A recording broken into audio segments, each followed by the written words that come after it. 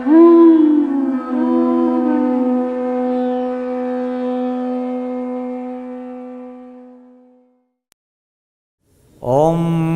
Namo Bhagavate Vasudevaya.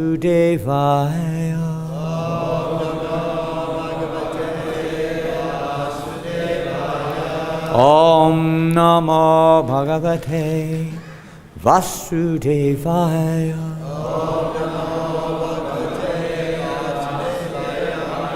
Om Namo Bhagavate Vasudevaya.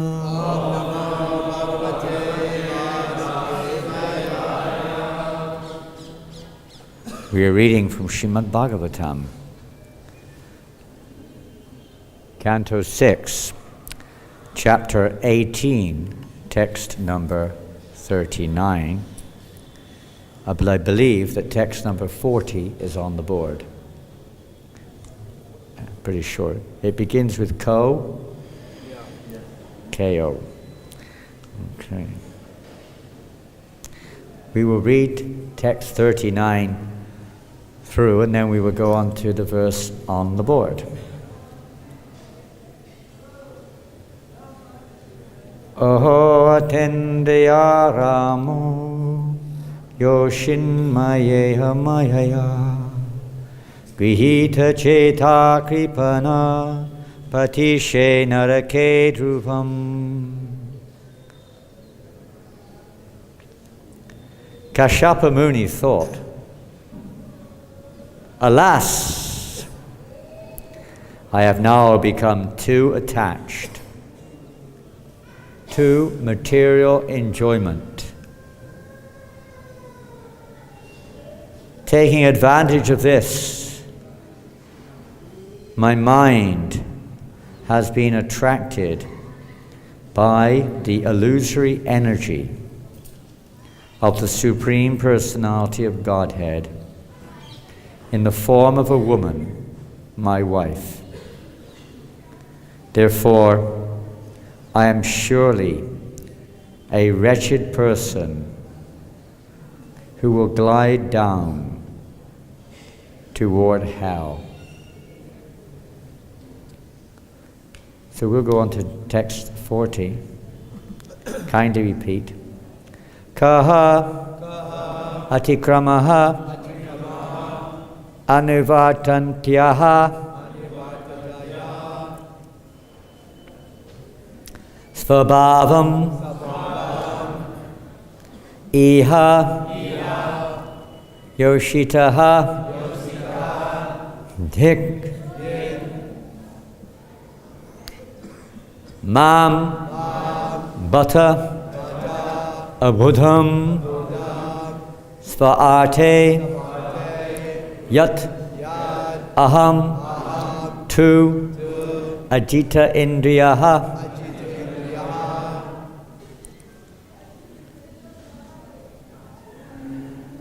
koti kramo nuvatantya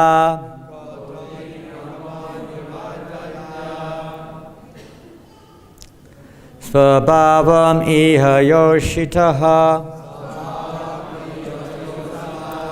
dhinmang bata budang svarte yadahang tvajitendriyaha.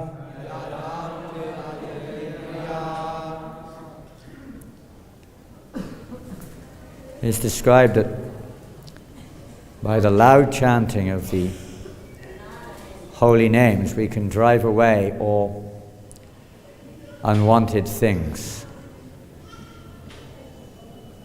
So similarly, these verses are non-different in one sense than the holy name. So if we want to drive away this whole section of Bhagavatam, it's not dealing with driving away women or men. It's driving away the attachment within our hearts of identifying them as objects of sense gratification. That is Maya. The consciousness of that this world is for my pleasure is Maya. That's what at least one who wants to be a devotee, become Krishna conscious, we would like to become free of that mentality. So the loud chanting of these verses helps us to be released from this bondage of this world. So please, with all your heart and your tongue, chant these verses. Kotikramo nirvatantya svabhavam iha yoshitaha dinmang bhata buddham svarte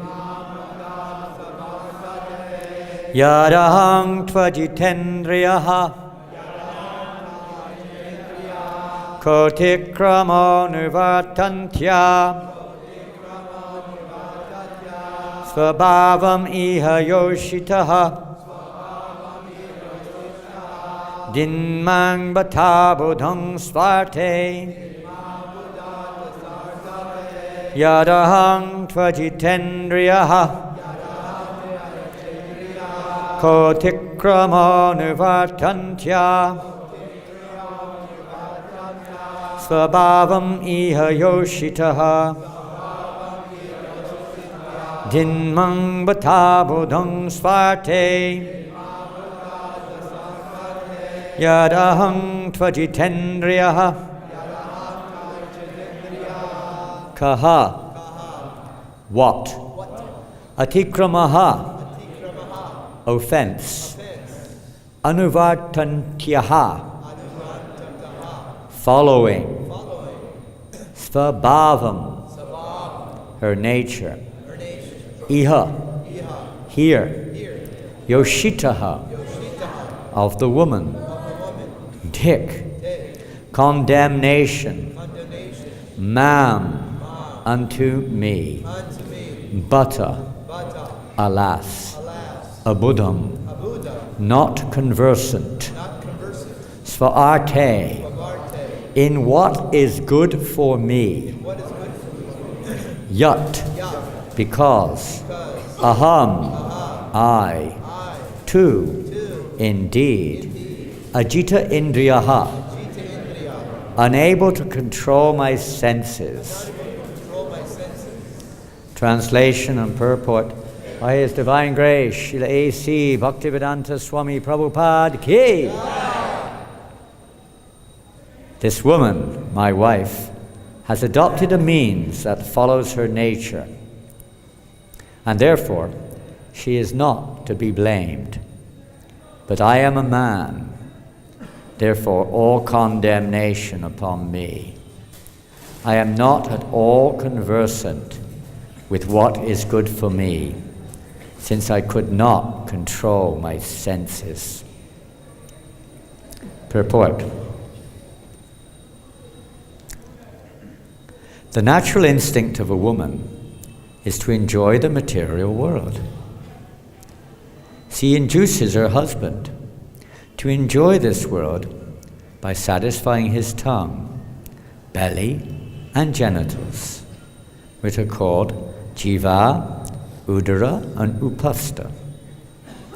A woman is expert in cooking palatable dishes so that she can easily satisfy her husband in eating.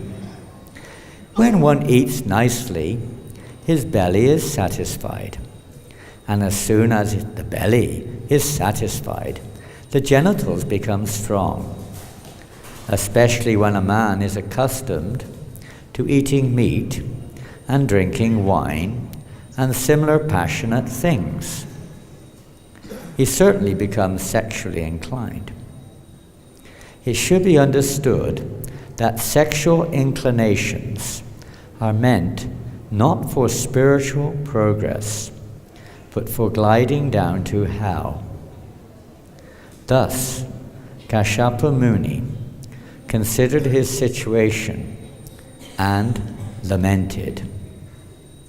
In other words, to be a householder is very risky unless one is trained. and the wife is a follower of her husband. A husband should be trained at the very beginning of his life. And this is Prahlad Maharaj speaking. He's giving some indications to his school friends. Very young boy.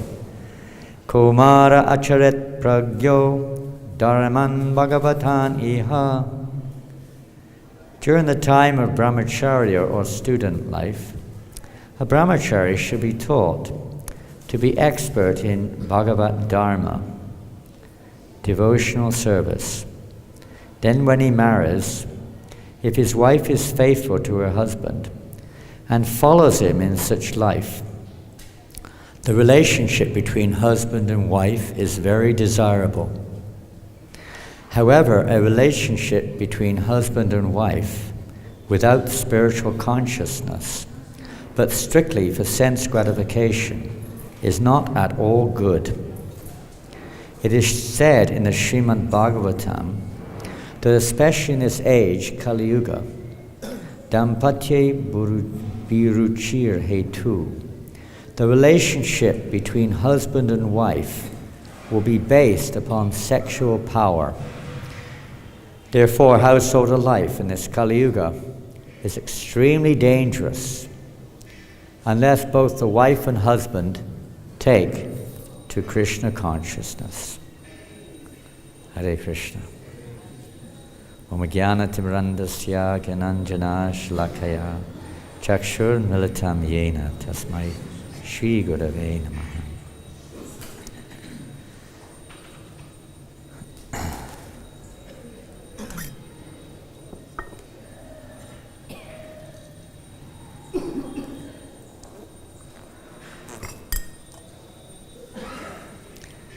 Hare Krishna. I beg your kindness and your blessings that we may speak a few words which may elucidate on this topic, which is, you could say, is the continuation of a discussion for some time in the Bhagavatam. Panchagoda Prabhu, Hare Krishna, I hear you're leaving today, is that correct? You're leaving for America, following in Prabhupada's footsteps? Yeah. We wish we could have had more of your association. I apologize for any offenses committed or whatever. Shuddhi Prabhu also, and other senior Vaishnavas and Vaishnavis here today, and all the devotees. We offer our humble obeisances to all of you, and whatever body we're in, this topic is sometimes a little bit sensitive and a little bit difficult for us because we're not necessarily transcendental. We may not have realized our constitutional positions. For those who've realized their constitutional position, it's not a subject matter which is of any, let's say, cause of concern in terms of one's own reception. Cause of concern that others are identifying with the body. The basic problem which we face when we discuss the relationship between men and women is not a gender problem. It's an identity crisis. Can anyone hear? No? Can you hear? No? No. Can you hear? Yes. At the back, can you hear? Okay. That's actually interesting because that's the solution to cure the identity crisis. The identity crisis is we think we are the body. We think we're men and we think we're women. This is the basic disease of material existence, isn't it? It may sound strange to those who have no exposure or understanding of anything beyond that, and that's understandable. We apologize if it causes any irritation, but this is the subject matter is really ultimately geared towards this, and This is the purpose of human life, to realize who we are. And if we identify with that body as being me, be it a man or a woman, we're in for trouble. We're in for trouble. Even if we're calling ourselves devotees. Because how do we get this particular body? How did you get it? Okay, your mum gave it to you. Well, maybe more than that. We go back a little bit. Where do we get it from? Why have I got a man's body, or whatever, and someone's got a woman's body, or whatever species it may be? Why? Why have we got it? I'm speaking a little bit basic here. Why have we got it? Is it by chance? Desire and what else? Desire and? Karma. Very simple. Are we really men and women? How do you become a woman? Or a man? How do we become that? It's explained on many occasions that because we were attached to a woman in our previous life, when we left our body, we take birth as a woman. So are you a man or a woman? Neither, in material terminology. Ultimately, we're all Prakriti. That's basically the underlying understanding of Bhagavad-Gita, isn't it? That everything is the energy of Krishna. He's the Purusha. He's the enjoyer. So whatever condition we're in, the point is,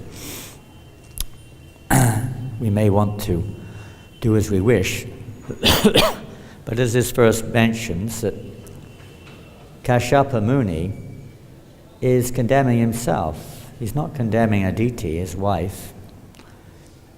Maybe you've not been here for a few days, but if you have been, you'll know what the situation is, that she has pleased him with her womanly charms, and he's become open, as we do when Maya attracts our attention. Our doors open, and yes, very nice. Yes, Maya. So he's ready now. What do you want? What can I do for you? And lo and behold, she asks for something quite unbecoming and disturbing for him. She wants a son who will kill Indra, so not a very nice thing to ask for, but he's not blaming her at all. He's blaming himself. Interesting. There's a lot of lessons we can learn from this subject matter here. One is, don't get so hung up identifying with the body, because if we realize we're spirit soul, it's not such a big issue. And another is the blaming factor. In this world, there's a tendency, as we heard the other day, I'm not sure who was giving class, I remember someone giving class the other day. It may have been Mukunda Prabhu, I can't remember, one devotee was speaking. And explaining how, or discussing how, the tendency is to blame everyone. Yeah, it was Mukunda Datta Prabhu. But not to blame maybe Vishnu. In this case, Aditi is blaming Indra, although it's Vishnu who killed her sons. But we blame everyone else for our problems, except for one person. Maybe we blame God also. I've heard devotees blame everyone they could think of, and they still weren't satisfied, and then they went to Krishna and blamed him. Even Prabhupada. If you run out of people to blame. But who don't we blame? Ourselves. We're the last on the list. I'm right. It's not me, it's them. It's the men, it's the women, it's the government, it's the guru, it's the this, it's the that, it's Maya. Everything. We don't like to blame ourselves. There's a secret. It's a wonderful little secret in Krishna consciousness. Don't blame anyone else. Not that we should go, paranoid and become some psychotic wreck by blaming ourselves. But we, with a little bit of intelligence, we have to understand we are where we are because man is the architect of his own fortune and misfortune.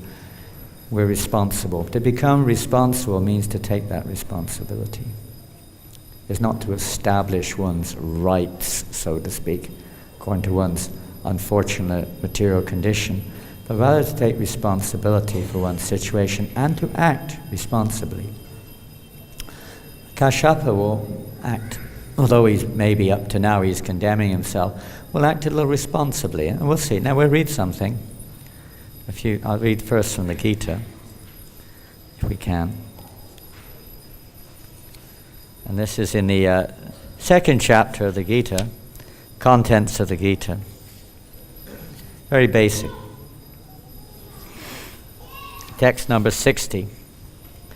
The senses are strong and impetuous, O Arjuna, that they forcibly carry away the mind even of a man of discrimination who is endeavoring to control them. We try as we may, and still, we're very conditioned. I can't speak about your conditioning, but my conditioning is such that, we're brought up, Papa describes it in many occasions, how specifically in the West, what we call the Western world, how we're brought up educated basically in sense gratification, isn't it? You're trained up basically to enjoy the senses, more or less. Okay, there's some education maybe in India still there, a little bit of good education in terms of knowledge, real knowledge. Knowledge of who we are, what is our identity, and so on, who is God, and what have you. Something, a little bit. But basically we're educated like that. Well, here we hear Prahlad Maharaj is 5 or 6 years old, and he's emphasizing to his schoolmates that don't waste your life playing ball. You should utilize this valuable human life right from the beginning. People waste their lives away. And then when they die, they're attached to this material world, and they have to take birth according to their attachments and according to their karmas. The purpose of human life is to bring this to an end, to bring this material world to an end, to get free of this attachment to sex life. Sex life is the greatest bondage in this world. Forms a great knot, hridaya gantaha, in the heart, which binds the living. Sex life, sometimes people get the understanding of it's just the actual act of sexual intercourse. It's not. It's the very concept or the attitude of seeing oneself as the enjoyer. And that more or less includes pretty much everyone. All species of life, even persons who are materially considered good or even a little bit spiritually mature, still see themselves as the enjoyer. Maybe we're trying to enjoy the spiritual life too. And it could in the beginning, that's the case, we will. But ultimately, a devotee is not interested even in enjoying that. His only desire is to serve Krishna, to see Krishna pleased.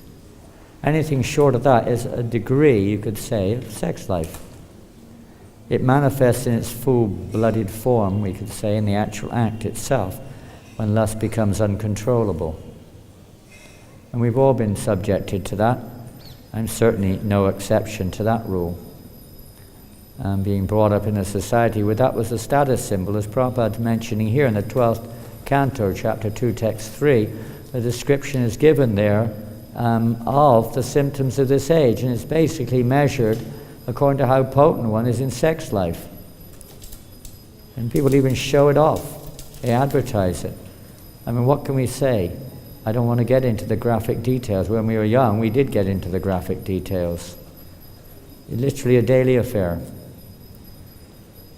If it wasn't for Prabhupada, I might be that pigeon up there. I wouldn't be that one. I'd be in London, pigeon in Trafalgar Square probably. Right? Most likely. Sex and drugs. That was the goal of life. That was what we lived for. A daily indulgence. What type of civilization are we living in? when we talk of these things, or we hear these things in the Bhagavatam, this Bhagavatam is spoken to human beings. It's spoken to men. It's spoken in Naimisharanya. You won't find one single lady there in Naimisharanya, not in physical form. They're all men. Because men have this responsibility in the world. They're not doing it. They're irresponsible. They're not taking their roles. And neither are women. It's both ways. The men's role is to protect. Men's role, protect, is not just a question, Haribol. It's not just a question of physical protection. It's protecting the wife from becoming victimized by the modes of passion and ignorance which tend to affect the women, affect everyone in this age. Again, we're back to the point we're not men or women, but in this age of Kali, we're not even men or women. Even if we think we are, we're more like animals. We're more like animals. Uncontrolled senses. We're not guided. Men and women are guided by Shastra. Human beings are guided by Scripture. Animals are not. They're controlled. Their senses are controlled by nature's arrangement accordingly, some more or less. See the monkeys, they're very close to the humans practically. It's every opportunity. Pigeons, some of them, almost every opportunity. Other species at certain times of the year.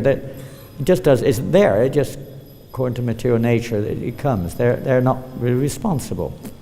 And here is understood that it's the nature of a woman to want, not necessarily the sexual act itself, sometimes, but the extensions of that: home, material facilities, comfort, protection, affection, all sorts of different feminine expectations. Again, it's not so much a question of the body, it's a question of the characteristics. Feminine characteristics, male characteristics. And the feminine characteristics, we've heard from, and Kunda Dattaprabhu was also talking about that the other day, and some of them sound pretty horrendous and some of them are really good. And the same with men. It's the nature of this material world. And we ought to try to understand that the purpose, if we're in a particular situation, animals have no way that they can engage in religious acts. They're controlled by the stick or by nature. In human life, we're supposed to be controlling our senses according to Shastra, Guru Shastra Sadhu. And according to our position, whether we're in a man's body or a woman's body, there are different directions which will be favorable for us to get free of this bodily identification of life and become thus free, because we identify with the body, therefore this sexual expansion takes place. To become free of this sexual, say, inclination or this sexual drive, and channel that energy towards Krishna, that desire to see Krishna pleased. He's ultimately, the adiras, the original sexual pleasure, is there in Krishna. And our business is to be a part of that, whatever part it may be. But it's to satisfy Krishna's senses, Krishnendriya. But as we see in this verse here today, Ajitendriya, I think it was in today's verse from the Bhagavatam, I've covered it, but I think it's there, I may be wrong. Yes, the last verse, here it is. Unable to control my senses. We have to become jitendriya, not agitend. We're agitated. The word agitated, agitendriya. We're agitated. We have to become jitendriya. We have to control our senses. Prabhupada's talking here about eating. How eating, and of course in general, it's not always the case, but in general, the wife is very expert at cooking, and that's one of the main attractions for the man. You satisfy the man if you cook nicely, and it's one of the ways of winning his heart. You make what he wants, not what you want. Krishna conscious like that. We do what Krishna wants, not what we want. So that's the whole idea. The Shastra is what Krishna wants. And whatever our concoctions are is what we want, to establish my identity. This, that, the other. But Krishna is helping us to free us from this identity by giving his instruction, how we can act in such a way in a man's body or a woman's body so we can actually get free of this diseased condition of life. Get out of the bodily concept altogether. Realize we're not this body. We're all eternal spirit souls. It may take a little time. For those who are conditioned, yes, we have to follow these scriptural injunctions. They're a must. But we have to know which ones are relevant to our particular situation and not imitate. Srila Prabhupada writes in Ishopanishad, he said, Ishopanishad warns us to play the part designated to us by the Lord. Whatever we've got is the gift of God. We have to learn how to utilize it. according to his direction, not according to our, lust, greed, and anger, or whatever it is, common opinion. We have to follow what Krishna says. We have to play the part designated to us by the Lord, and not, Prabhupada said, not to imitate others. Play our part, then we can get free. Don't try to imitate. It may look good. We may think, oh, now I've got what I want, but we won't be happy. You can never be happy in this way, trying to satisfy our senses externally. They're strong. They're impetuous. They overwhelm us. They drag us down into hellish, more and more hellish conditions of life. So the process is to engage our senses properly. Nabandha Krishna Sambandhi Yukta Vargana Uchite. Vairagya. To engage them. This is actual renunciation, is to not to engage our senses according to our whims, but to utilize them under the direction of Guru Shastra and Sadhu in the service of Krishna. Nowadays, people, I was reading an article by Archana Siddhi Devi Dasi the other day. An interesting article. It was called Viagra or Vairagya. Now, if you know what Viagra is, you know what that is? It's a drug. And what is it for? Increased sexuality. Yeah, it stimulates your sexual drive.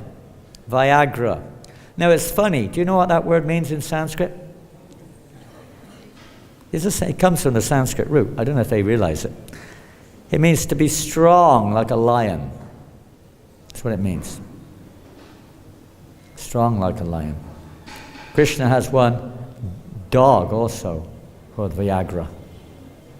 They want to be strong like this, so they can enjoy, even in their old age. It never stops, huh? Prabhupada said when he was in Paris, he saw 80-year-old men going into the, a naked dance, paying a lot of money. They can't even do it, but they're still they're still set there.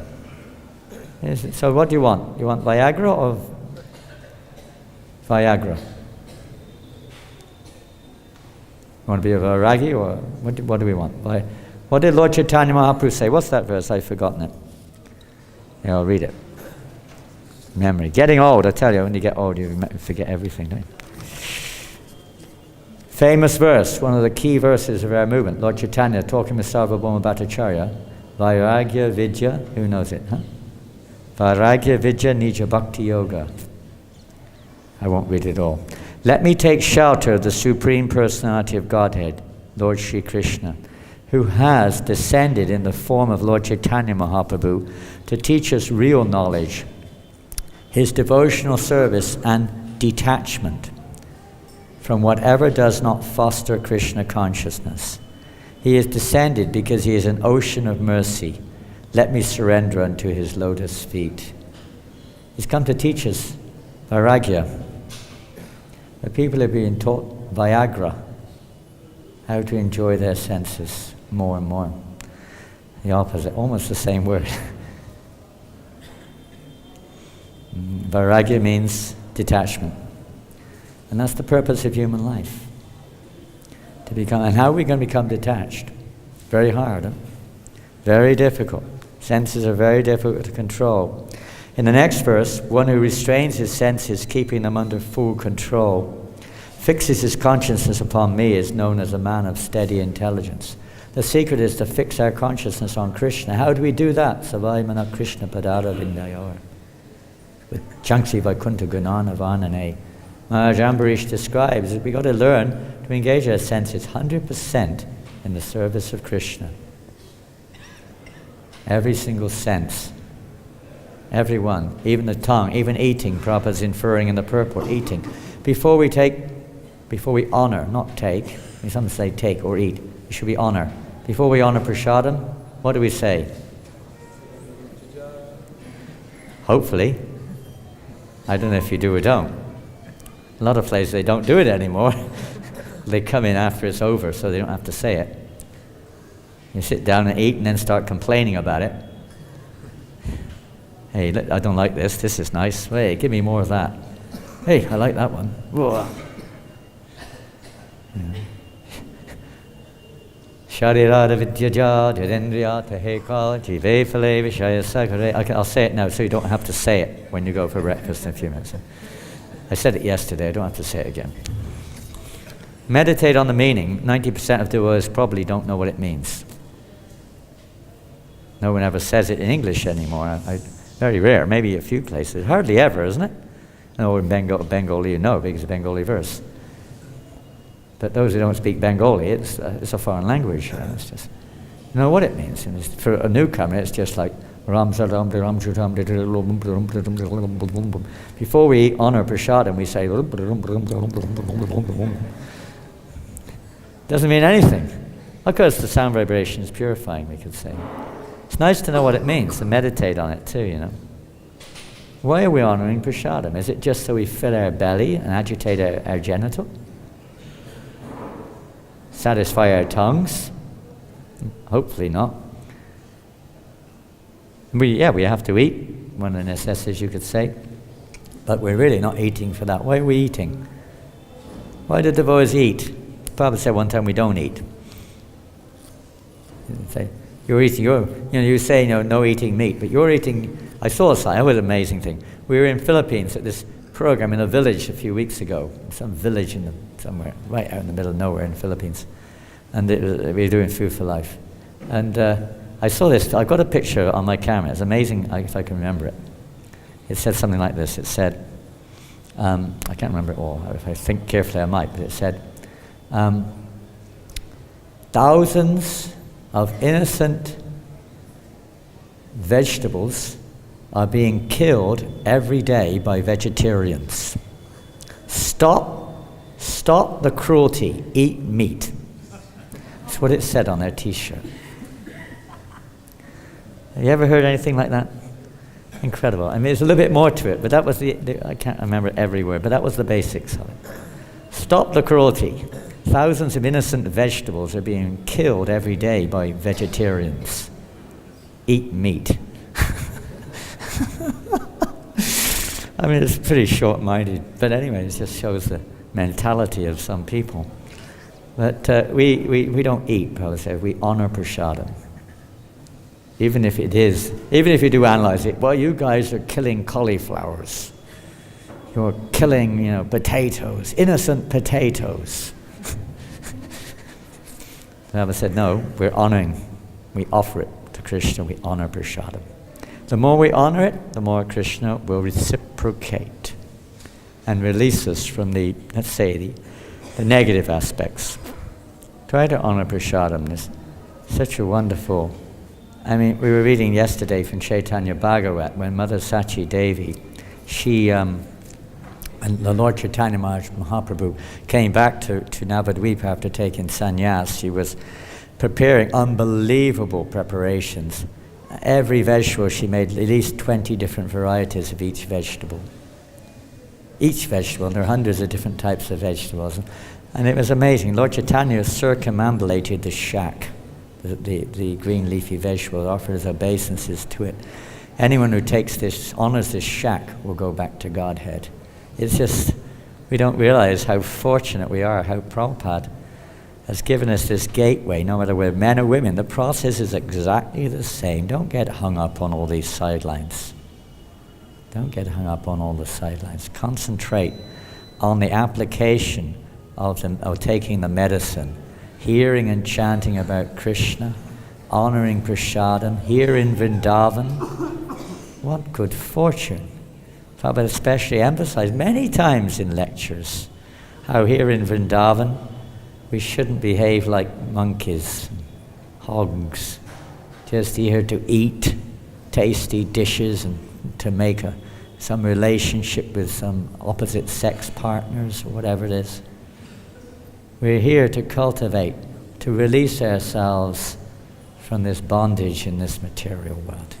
Whether it's our attachment to a man or a woman, unfortunately, time goes very fast in our what we see as Vrindavan, and real Vrindavan is eternal, but it goes real quick here. We don't have much time, I'm afraid. I'll just read one or two more things and then we'll have to cut out. In the third chapter of the Bhagavad-Gita, we see, let's see here, in the very beginning, this question of nature. Krishna describes in the beginning of this chapter how we have to follow our nature. Everyone has to follow their nature. Here is it described? I don't know. I haven't got the reference. And then he goes on a whole section describing how important it is to follow one's nature according to scriptural injunctions. We act according to our nature, following scripture. And then Arjuna asks a very interesting question. He asks a question just towards the end in text maybe 36. What does he ask? Who knows? Who knows what Arjuna asked Krishna?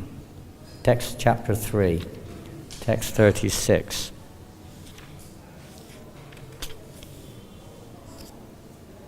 A little bit earlier than that.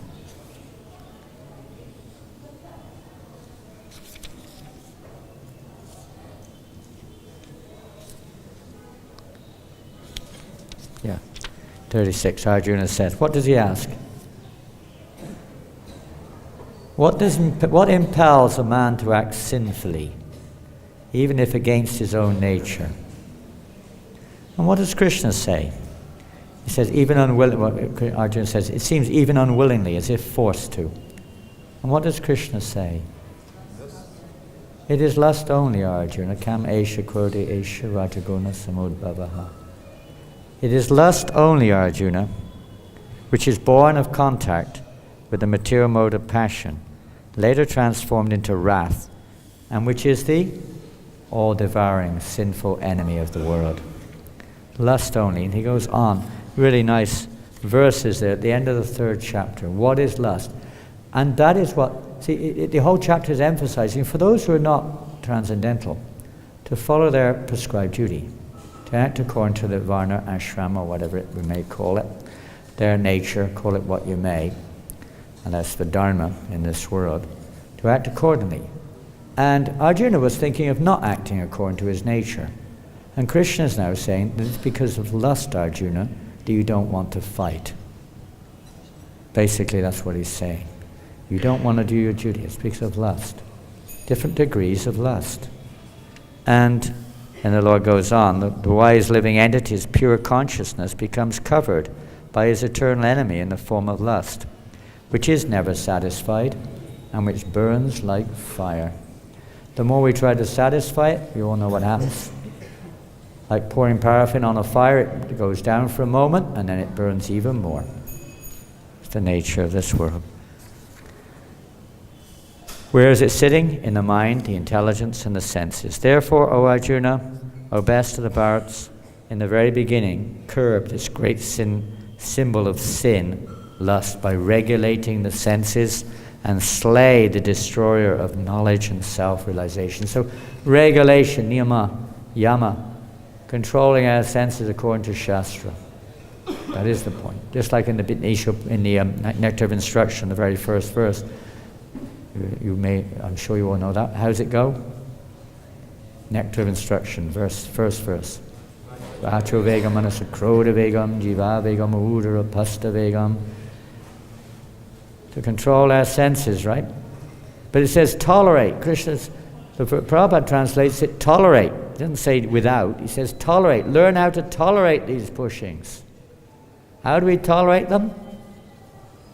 Is it just holding down there and putting tying something around the mouth so you don't talk nonsense, eat nonsense, breathe nonsense, putting some chains around the waist, putting some ropes around the belly? Is that what it means? What does it mean? Huh? Pardon? Yeah, engaging. The whole purport probably just talks about that, isn't it? How to engage these senses, these pushing senses in Krishna service. That's how, not only are they then thus not engaged in acts which cause us to move towards hell or whatever it is, but they actually awaken our Krishna consciousness. That's what it means to surrender to Krishna at our stage. Is to whatever condition we're in, to learn how to best utilize that in Krishna service for his pleasure. And we hear that from the Guru Shastra Sadhu, not from our own mental concoction or whim. We hear it from the right source. And that's the process of release. That's how we get released. Just like you get released from a prison, not by establishing your own supremacy within the prison. I'm the best prisoner. No. By cooperating and following the prison authorities. And when we do that, then the government releases us.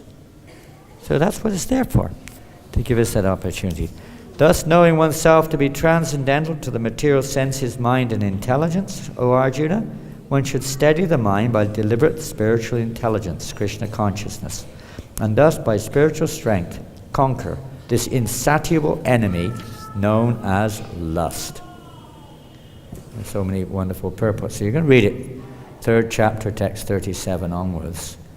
And it really helps to remind us and give us the strength, because when we hear it from the right source, we get strength, because the words are coming from the pure devotee in Krishna.